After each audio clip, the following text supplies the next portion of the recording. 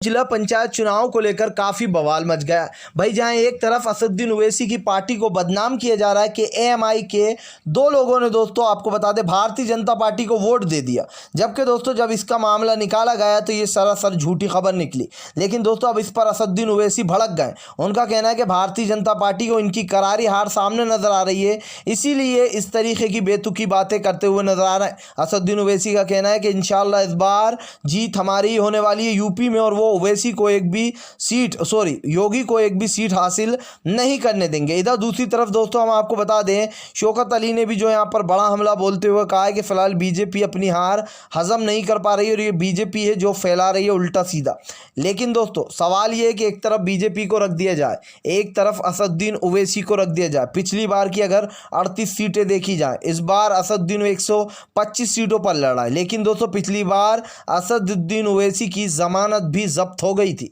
जी हाँ, 38 सीटों में भी वो सीट नहीं जीत पाए थे, क्योंकि दोस्तों उनको यूपी के मुसलमान ने वोट ही नहीं दिया था।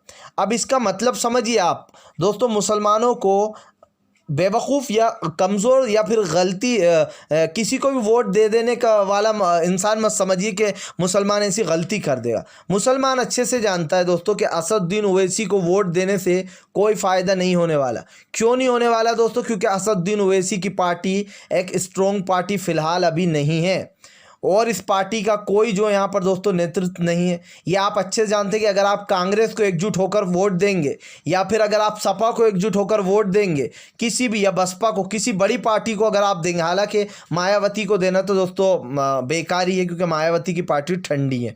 लेकिन दोस्तों अखिलेश यादव हो या फिर राहुल गांधी, अगर इन पार्टी में से आप किसी एक पार्टी को वोट देते हो तो ये आप जानते हो कि फिलहाल जीत होगी तो भारतीय जनता पार्टी की करारी हार हो जाएगी। और दोस्तों बीजेपी यही नहीं चाहती कि आप लोग एकजुट होकर किसी भी पार्टी को वोट दो, इसीलिए वो दोस्तों असदुद्दीन ओवैसी के चैलेंज को एक्सेप्ट किया है योगी ने। 100 सीटों वाले चैलेंज को क्यों किया है दोस्तों? क्यों फटाक से मान गया योगी? क्योंकि उन्हें पता है कि वो असदुद्दीन ओवैसी को अब मुद्दा बनाएंगे और यूपी में चुनाव जीतेंगे। वो बोलेंगे देखिए कैसे असदुद्दीन ओवैसी ने हमसे कहा था कि यहाँ पर 100 सीटें भी नहीं जीतोगे, बता दो फिलहाल कि यहाँ पर हिंदू भाई जो है वो हमें ही वोट देंगे, और जानबूझकर दोस्तों हिंदू मुसलमान किया जाएगा आने वाले चुनाव में, ताकि जो भाजपा है, जो कि एक इनका माना जाता है कि हिंदुत्व को आगे लेकर चलती है भाजपा, ताकि हिंदू मुसलमान के वोट बांट सके। लेकिन अब की बार इनकी यूपी में दाल गल नहीं पाई। यूपी की जनता दोस्तों जानती थी कि ये लोग फिर से एक बार हिंदू मुसलमान करेंगे, और इसीलिए यूपी की जनता ने इनको दोस्तों वोट ही नहीं दिए।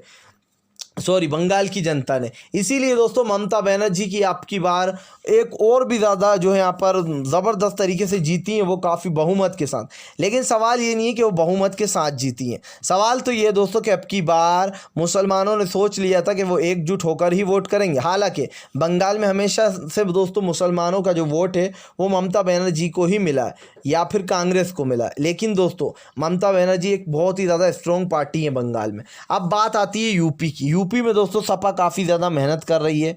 अखिलेश यादव मुसलमानों के मुद्दे भी उठाते हैं, हिंदू और मुसलमान सब मुद्दों पर एक समान बोलते हैं, इनमें कोई छल फरेब नहीं है। सवाल ये दोस्तों, भारतीय जनता पार्टी अगर उत्तर प्रदेश में सरकार फिर से बन गई तो ये समझ लीजिए कि देश बर्बाद हो जाएगा। जी हाँ, या फिर यूँ कहते हैं कि एक राज्य बर्बाद हो जाएगा, क्योंकि आप अच्छे से जानते हो कि योगी हिंदू मुसलमान करने में सबसे आगे।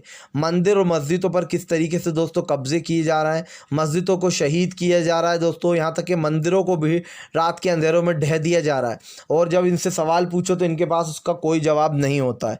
अब दोस्तों ऐसी सरकार हारने वाली है।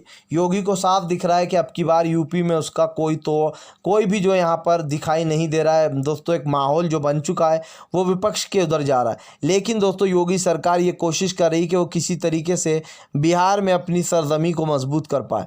लेकिन आपको बता दोस्तों फिलहाल साफ दिखाई दे रहा है कि भारतीय जनता पार्टी की यूपी में करारी हार होती हुई दिखाई दे रही है। जी हाँ, और इसीलिए दोस्तों बीजेपी जो यहाँ पर पूरी जान लगा रही है, वो असदुद्दीन ओवैसी के चैलेंज एक्सेप्ट कर रही है, ताकि बाद में इसी मुद्दे को उठाकर एक हिंदू मुसलमान का रूप दे सके और आने वाले समय में हिंदू और मुसलमानों के वोट बांटकर पार्टी की जीत हासिल कर सके। लेकिन अब की बार दोस्तों किसान हो या हिंदू भाई हो, सब ने ये ऐलान कर दिया कि वो एकजुट होकर जो है विपक्ष को वोट देंगे और बीजेपी को हराएंगे। अब ये देखना है कि क्या सच में सब लोग एकजुट हो पाएंगे, क्या सच में कोई एक पार्टी जो यहाँ पर दोस्तों जीत पाएगी।